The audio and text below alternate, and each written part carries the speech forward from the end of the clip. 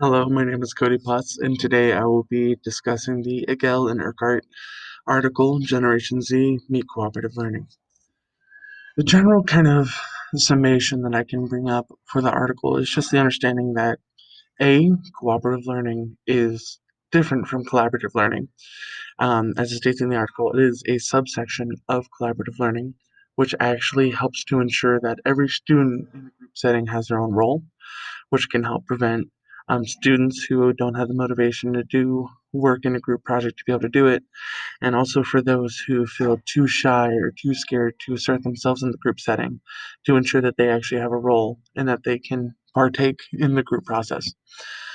And B, that from another quote that they put in here, when teachers plan cooperative learning activities for their students, they set the stage for students to be responsible for their own learning and the learning of others in that group.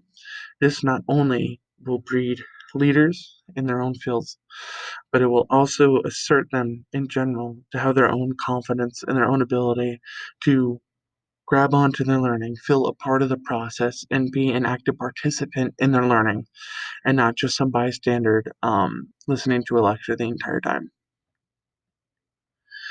The biggest thing that I understand about cooperative learning to mean is just that it is designed to ensure that every student within that small group setting has a role and understands that they are important in the success of not only themselves but of others as well.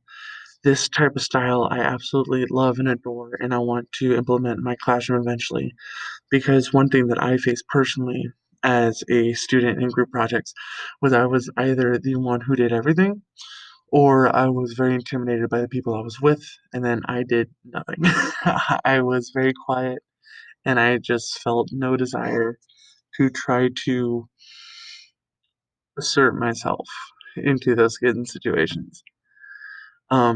So I just basically understand cooperative learning to be a means of establishing student roles and establishing the idea in young students' minds that they are important as a more kind of subconscious thing, and you are needed in this world, not only just for a group, but just in the broad scheme of things, which I love those lessons and ideals in educational theory that can kind of expand into real world implementation.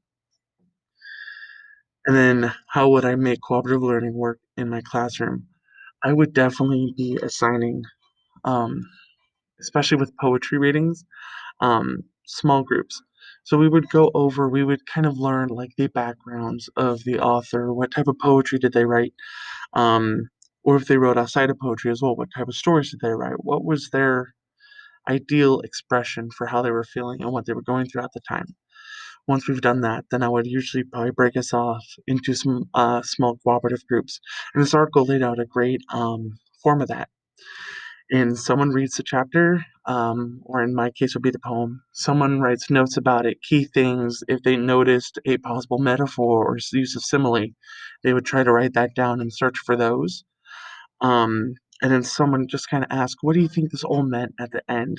Because those groups of three, to me, work the best, especially in smaller settings or for smaller works, which is what I would be focusing on. And my kind of lesson in that case would be, what use of simile or metaphor did you find within the poem, and what do you think was the reasoning behind that? What was their meaning of it? Why did they choose this over that? And I think that could work very, very well in a cooperative setting where every student has their own specific job and requirement that they had to fulfill in the group. So this is mainly what I took away, and it's kind of what inspired my future lesson plans and my future group lesson approaches for my classrooms down the road. So thank you very much, and I hope you enjoy.